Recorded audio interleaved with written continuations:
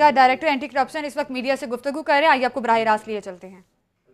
उनके साथ director legal Rana Anwar Khan साहब तशरीफ़ रखते हैं और मेरी बाएं तरफ जो है circle officer headquarter Zaigham Khalil साहब तशरीफ़ रखते हैं।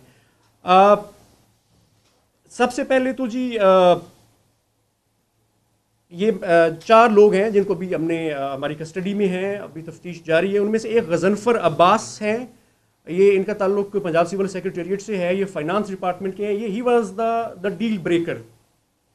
और उसके बाद वकार अकरम साहब हैं, ये पंजाब पब्लिक सर्विस कमीशन में जूनियर डेटा एंट्री ऑपरेटर हैं। ये मरकज़ी मुलजिम आप कह लें, या मतलब जो बंदा लीकेज में इन्वॉल्व था। और उसके बाद 2 प्राइवेट हैं, एक गोहर अली है, ये पंजाब यूनिवर्सिटी में एमफिल हिस्ट्री का स्टूडेंट है, और चौथा मजहर अब्बास है, इनका ताल्लुक कुशाब से है, ये प्राइवेट बंदे हैं।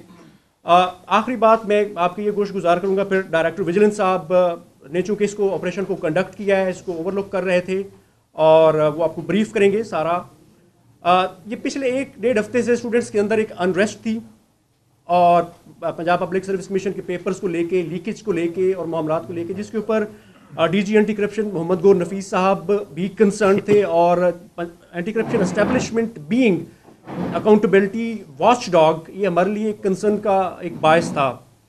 तो उसके ऊपर हमने अपनी तरफ से डीजी साहब ने डायरेक्टर विजिलेंस साहब की सरबराही में ये टीम तश्कील दी कि जी आप अपना इसके ऊपर मामलात को देखें, और जो भी फिर हक़ाइक़ में कौम के सामने ला जाएंगे। तो डायरेक्टर विजिलेंस साहब अब आपको इसके ऊपर मज़ीद ब्रीफ करते हैं जो मामला हुआ है। जी बिस्मिल्लाहिर्रहमानिर्रहीम, अल्लाहुम्मा सल्ली अला सय्यदना मोहम्मद। सबसे पहले आप लोगों का बहुत बहुत शुक्रिया।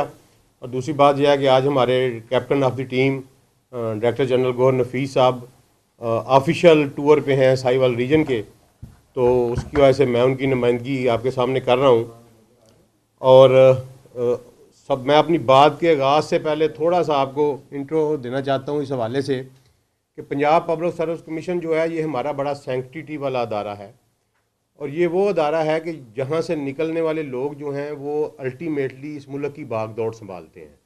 वो चाहे लेक्चरर हों, चाहे पुलिस में जाएं, चाहे पीएमएस में आएँ, चाहे एक्साइज में जाएं, लेकिन ये तमाम अदारा जात की जो अल्टीमेट सरबराही है वो उन लोगों के हाथों में आती है जो पंजाब पब्लिक सर्विस कमीशन के दरवाजे से गुजरे हुए होते हैं। हम खुद इसकी एक मिसाल हैं।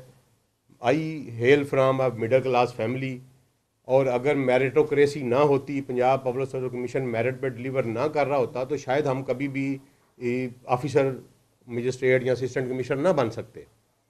तो इस हवाले से बहुत ज़्यादा कंसर्न था, क्योंकि ये हमारा अदारा ऐसा है जो साल से मेरिट के ऊपर डिलीवर कर रहा था, लेकिन कुछ काली बेड़ें, कुछ गंदी रूहें इसमें घुस आई थी, जिसकी वजह से एक कंटिन्यूस अनरेस्ट पिछले 3-4 मंथ से चल रहा था, और पूरे का पूरा अदारा हमारा भी बदनाम हो रहा था, और हमारा फ्यूचर जो है हमारे इंस्टीट्यूशंस का वो एट स्टेक, एट रिस्क आया हुआ था कि जब इसमें हराम खिलाने वाले और हराम खाने वाले आएंगे तो आगे आके वो अदारों को कैसे संभाले थे। तो इसलिए एंटी करप्शन की being a single anti corruption body in the province, ये हमारा फ़र्ज़ था कि हम इसके ऊपर काम करते। तो ये हमारी इंटरनल एक मीटिंग हुई, उसमें डायरेक्टर जनरल गौर नफीस साहब ने इसको अप्रूवल दी, टीम कॉन्स्टिट्यूट की, मेरे साथ मेरे रुफ़क़ाकार थे कि जी आप इसके ऊपर काम शुरू करें। मैं आपको सारी स्टोरी अब इसकी बताता हूँ कि ये चक्कर क्या था। हमने कुछ सोर्स अपने डिप्लॉय किए डिफरेंट जगहों पे कि हम पता करें, तो हमें पता चला कि अगला पेपर जो है वो तहसीलदार का आने वाला है, 15 दिन पहले की बात है। तो हमने उस पर काम करना शुरू किया। एक बंदा जो है वो मंजर आम पे किसी सोर्स के ज़रिए हमारे सामने आया, लेकिन दे वर सो क्रुक पीपल। उन्होंने कहा जी उस वक्त तक बात हो ही नहीं सकती जब तक आप रोल नंबर स्लिप जो है वो अपनी शो नहीं करते कि आप कैंडिडेट भी हैं कि नहीं हैं। ये फिर हमारे लिए एक मसला था। वो फिर हमने एक रोल नंबर स्लिप वाला बंदा अरेंज किया जिसने अप्लाई किया हुआ था, उसकी बकायदा ग्रूमिंग की 2-3 दिन अपने पास रख के। ग्रूमिंग करने के बाद फिर हमने उसको लॉन्च किया। फिर हमारी 3-4 दिन से डील चलती रही। ये 15 लाख रुपया पर पेपर मांग रहे थे, 2 पेपर थे तहसीलदार के, और ये 15 लाख रुपया पर पेपर पे हमारी इनसे बात चलती रही, और कल शाम हमारी इनसे बात 8 लाख रुपये पर पेपर में तय हो गई। ठीक है जी। तय होने के बाद इन्होंने कहा जी कि अब आप दोबारा रब्ता हमारे साथ 11 बजे करें, उससे पहले रब्ता नहीं आपने करना। देवर सो क्रूक को बड़ी साइंटिफिकली ऑपरेट कर रहे थे। नंबर व्हाट्सएप का बदल के यूज़ करते थे और डिवाइस से व्हाट्सएप यूज़ करते थे, सिम से व्हाट्सएप यूज़ नहीं करते थे, जिसकी वजह से हमें लोकेशन और डिटेक्शन में भी प्रॉब्लम आ रही थी। तो 11 बजे उन्होंने फिर हमें कहा कि जनाब आप 3 से 4 बजे के दरमियान अपना कैंडिडेट जो है वो बरकत मार्केट में जो शेल का पंप है वहाँ खड़ा कर दें, हम उसको वहाँ से पिक कर लेंगे। उसके पास कोई इलेक्ट्रॉनिक डिवाइस नहीं होना चाहिए, ना मोबाइल, ना घड़ी, ना कैलकुलेटर, नथिंग, बिल्कुल वो खाली हाथ होगा और हम उसको वहाँ से पिक करके अपनी जगह पे ले जाएंगे जहाँ भी हम ले जाएं और वो वहीं रहेगा। 9:30 बजे पेपर है, 9:30 बजे हम खुद उसको सेंटर पे ड्रॉप करेंगे और वो पेपर दे देगा। अगर आपके 90% सवाल हमारे आ जाएं, क्वेश्चन उसमें MCQ होता है, फिल इन दी ब्लैंक्स होती हैं, तो 90% सवाल आ जाएं तो आप फिर पेमेंट कर दीजिएगा। तो हमने कहा जी ठीक है।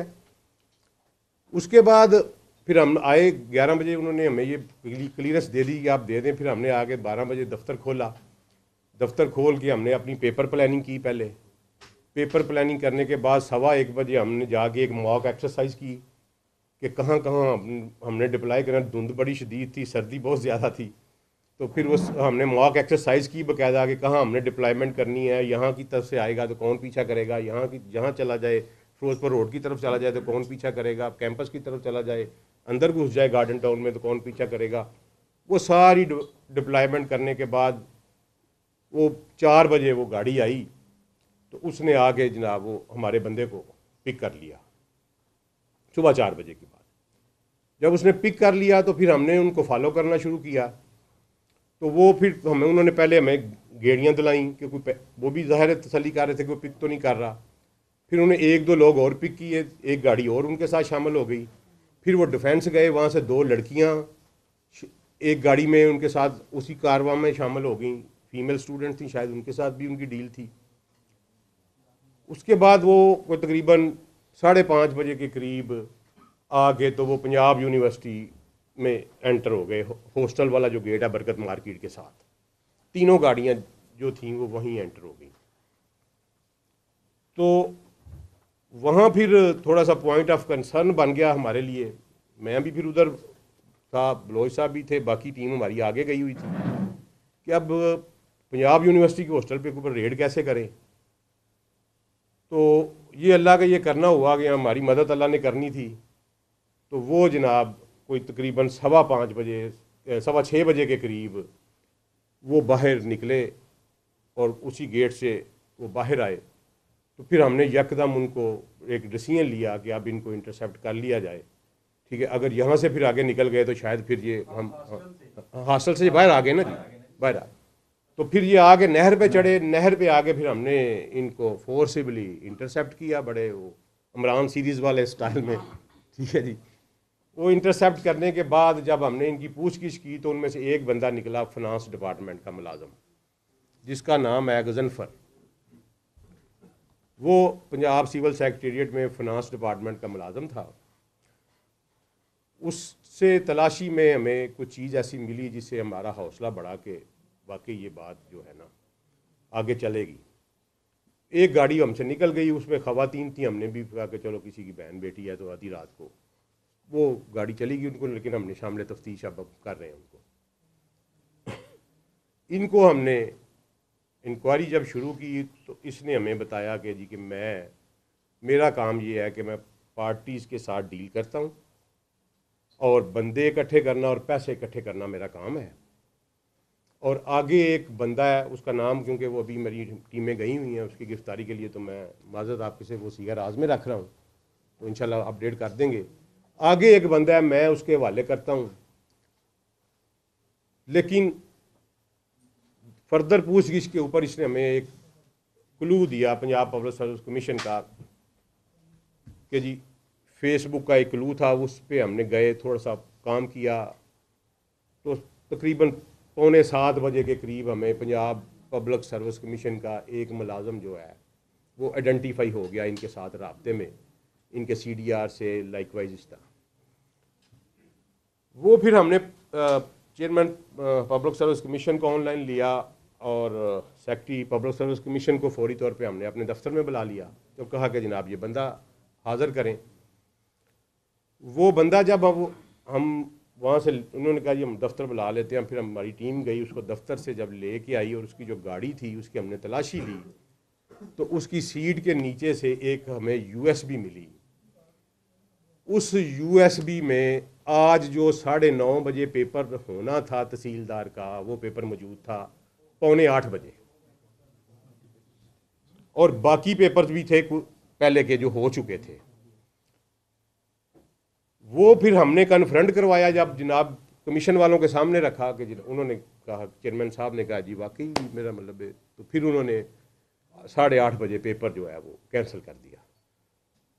तो उसके बाद फिर हमने फर्दर इन्वेस्टिगेशन शुरू की, तो पता चला कि ये ग्रोह जो है, ये इन्होंने अभी तक जो हमारे सामने कन्फेस किया है, इन्होंने सबसे पहले लेक्चरर डिप्टी अकाउंट ऑफिसर का पेपर बेचा, फिर उन्होंने लेक्चरर केमिस्ट्री का पेपर बेचा, फिर उन्होंने लेक्चरर एजुकेशन का पेपर बेचा, फिर उन्होंने असिस्टेंट डायरेक्टर एंटी करप्शन का पेपर बेचा, फिर उन्होंने इंस्पेक्टर एंटी करप्शन का पेपर बेचा, और अब इन्होंने तहसीलदार का ये पेपर बेचा। ये अभी तक इनका कन्फेशन है, और अभी तक जो तफ्तीश हमारी जारी है, फाइनल कंक्लूजन नहीं है। पंजाब पब्लिक सर्विस कमीशन का एक डाटा एंट्री ऑपरेटर था जिसकी ड्यूटी थी कि जब पेपर चेयरमैन फाइनल कर देता है, अप्रूवल हो जाती है चेयरमैन की, तो वो कंप्यूटर में फीड करता था वो पेपर। वो बंदा वहां से वो पेपर ले लेता था,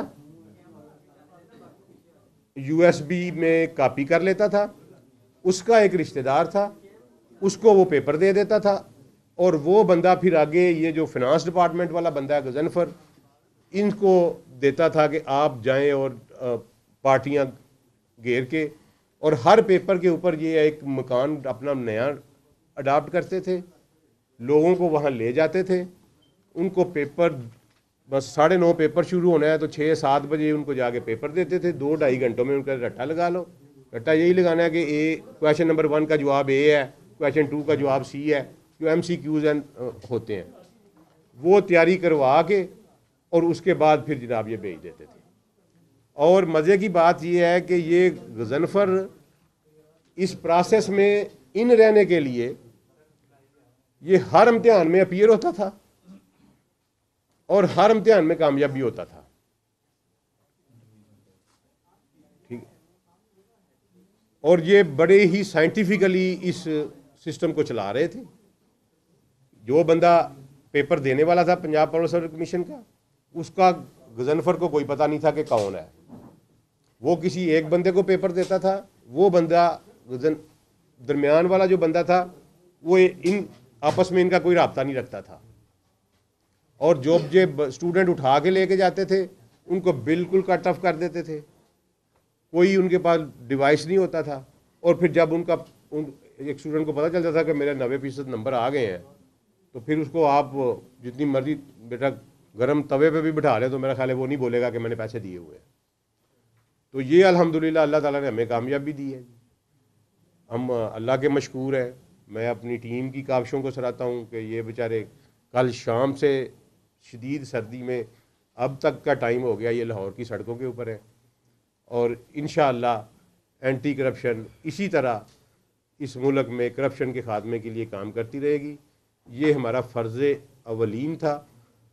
PPSC से हमें प्यार है, हम खुद उससे सेलेक्ट होके आए हुए हैं, उसकी इज्जत दाव पे लग रही थी तो अल्लाह ने उसमें हमें सुरख किया। अच्छा सर, ये बता दें कि अभी आपने ये कहा कि जिस बंदे को आपने गिरफ्तार किया उसने यानी कि एंटी करप्शन के असिस्टेंट डायरेक्टर भी थे, इंस्पेक्टर भी थे, एजुकेशन में भी थे, जिनको उसने पेपर जो है वो अपने बेचे और उन्होंने इस चीज़ से फायदा उठाया और वो कामयाब हुए। क्या जिन लोगों को उन्होंने पेपर बेचे वो आपके महकमे में भी हैं? क्या उनके नहीं सर, अभी कुछ के हमारे महकमे के तो अभी कुछ के ये बताया कि ये एप्लीकेंट कौन है जिसने ये आप तक पहुंचे, उसने आपने दरखास्त दी है ना एप्लीकेंट? देखिए वो अभी हम उसको मंत्री आम पे नहीं ला रहे, हमने बहुत सारा काम इसके ऊपर करना है। मैं आपको बताता हूँ जी, उस पर हमने बाकायदा हमारा पुलिस डिस्कशन हो चुका है।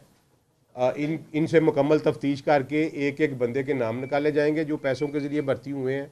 फिर हम अपनी रिकमेंडेशन चेयरमैन साहब को भेजेंगे, और हमारी अटमोस्ट कोशिश होगी कि वो हमारे महकमे नहीं बल्कि इवन एजुकेशन में, इवन किसी और महकमे भी इन्होंने किया है, तो अल्लाह के फजल से वो गवर्नमेंट सर्विस में हम उनको एंटर नहीं होने देंगे। फरीदकोट में director vigilance anti corruption Abdul Salam Arif press conference कर रहे हैं। उन्होंने कहा कि पेपर को 8:30 बजे मुलतवी कर दिया गया था।